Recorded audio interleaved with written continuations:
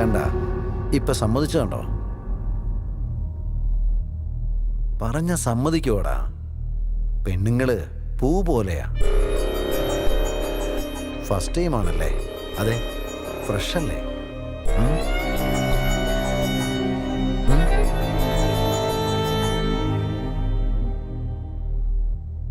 കേട്ടില്ലേ?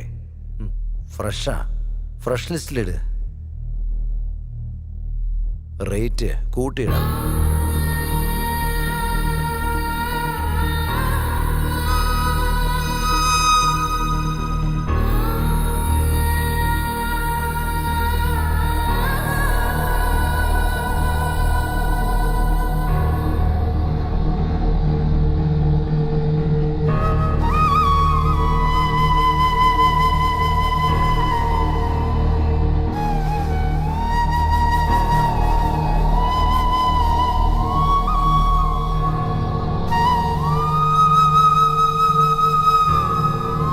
ഷർട്ടേക്ക്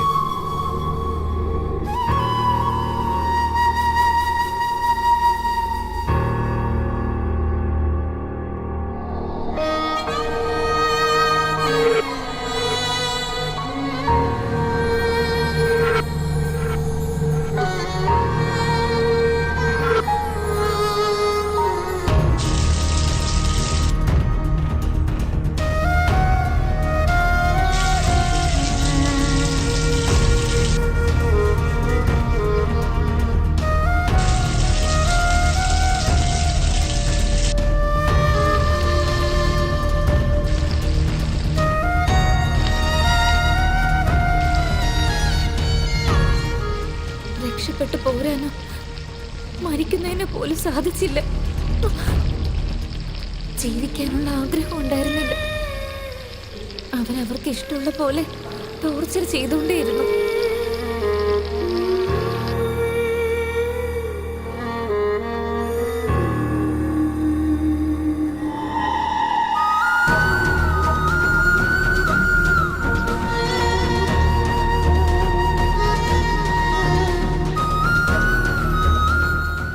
ഡ്രഗ്സ് തന്നതും അടിക്കുന്നതും എല്ലാം നരകത്തെ കാണിച്ചു തന്നു. ജീവിതം എങ്ങനെയാകുമെന്ന് ചിന്തിച്ചിരുന്ന സമയത്ത് എൻ്റെ അടുത്തൊരു കസ്റ്റമർ വന്നത്.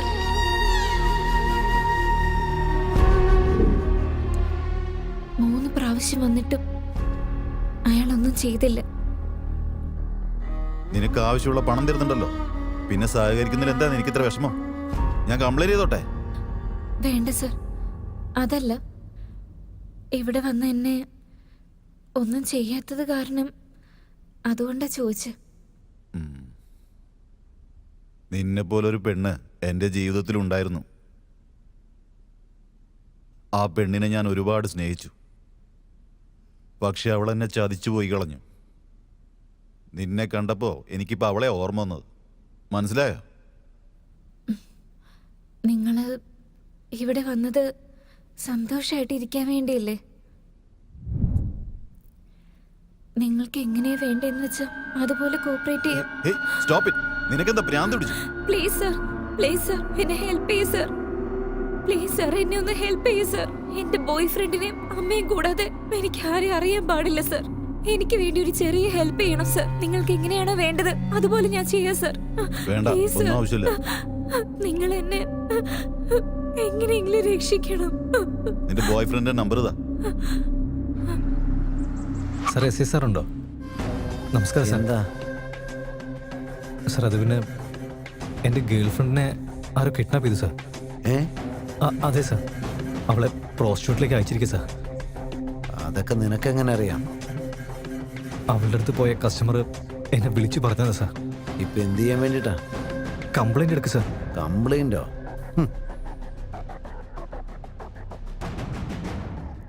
ചേട്ടാ, ഒരു തവണയെങ്കിലും ഒന്ന് സംസാരിച്ചേ. എന്നാ വാങ്ങിക്കോ. ഇതെങ്ങനെയും ഒന്ന് തീർക്കാൻ നോക്കൂ സാർ. അതിനൊക്കെ കുറച്ച് ചെലവാകും മോനെ. ഹലോ. എന്താണ് അവൻ തലയ്ക്ക് സുഖമില്ലാത്ത പോലെ സംസാരിക്കുന്നേ? നിനക്ക് ആ പെണ്ണിനെ വേണമെങ്കിൽ 50 ലക്ഷം രൂപ തരണം. ഇല്ലെങ്കിൽ എഴുന്നേറ്റ് പോകാൻ നോക്ക്. എടാ, നീ എന്താ വിരട്ടുവാണോ? പറഞ്ഞത് കേട്ടില്ലെങ്കിൽ എന്താ? എറണാകുളത്തല്ല നിന്റെ പാരൻസ് ഒക്കെ താമസിക്കുന്നത്. സെന്റ് മേരീസിലല്ലേ നിന്റെ അനിയത്തി പഠിക്കുന്നത്? നിന്റെ ഫാമിലിയിൽ ഇനി ആരും മിച്ചമുണ്ടാവില്ല. എല്ലാവരും ഞാൻ പരലോകത്തേക്ക് അയക്കും. നിന്റെ കേപ്പബിലിറ്റി അറിഞ്ഞതിന് ശേഷമാണ് നിന്റെ ഗേൾ ഫ്രണ്ടിനെ ഞങ്ങൾ കിഡ്നാപ്പ് ചെയ്തത്. ഇനി നീ അവിടുന്ന് പോവല്ലേ?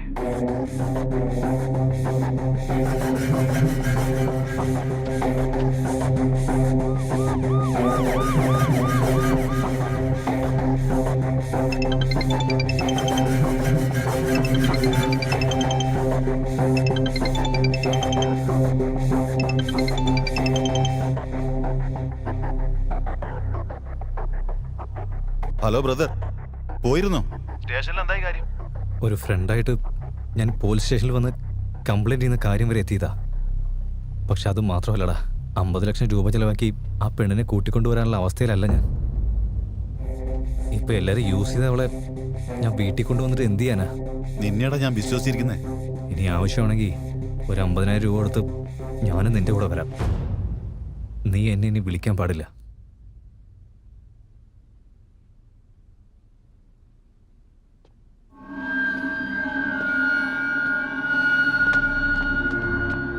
ഷർട്ടേക്ക്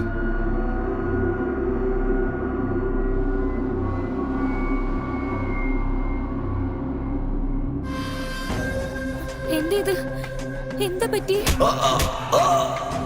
ഇനി ആരോടും സഹായം ചോദിക്കരുത്. ഇനിമേൽ നിന്നെ ആരും സഹായിക്കില്ല. എനിക്കൊരു ചീത്തകാലം ഉണ്ടായിരുന്ന പോലെ നിന്റെ അമ്മയ്ക്ക് ഒരു ചീത്തകാലം ഉണ്ടായിരുന്നല്ലേ? നിന്റെ അമ്മയെ പറ്റിച്ചത് ഏതോ ഒരുത്തനല്ലേ? അവനെ പോലെ നീയും അവരുതെന്ന് കരുതിയിട്ടാ നിനക്ക് ശക്തി എന്ന് പേര് വെച്ചത്. സത്യത്തിൽ നിന്റെ അമ്മ സുഖത്തിന് വേണ്ടിയാണ് ആ ജോലി ചെയ്തിരുന്നെങ്കിൽ നിന്നെ വലിച്ചെറിയാൻ അവർക്ക് ഒരു നിമിഷം മതിയായിരുന്നു. അലിഞ്ഞിടും ഭൂമി മോക്ഷമേകുമോ?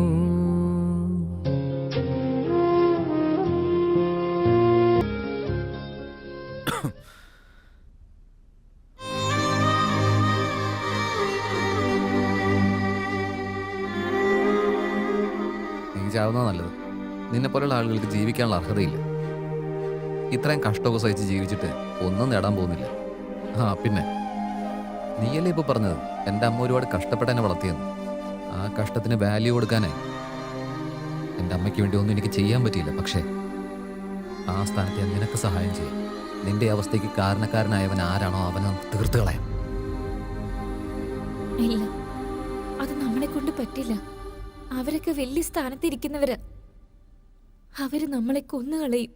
നിനക്കെന്ന ഭ്രാന്തുണ്ടോ? നമ്മളാണെ മരിക്കാൻ തയ്യാറാണല്ലോ. ഇതിൽ കൂടുതൽ അവർക്ക് നമ്മളെ എന്താ ചെയ്യാൻ പറ്റുക? അവരൊന്നും ചെയ്യാൻ പറ്റിയില്ലെങ്കിൽ അറ്റ്ലീസ്റ്റ് അവരെ നമുക്ക് എതിർത്ത് നിൽക്കുകയല്ലേ ചെയ്യാലോ. എന്തു പറയുന്നു?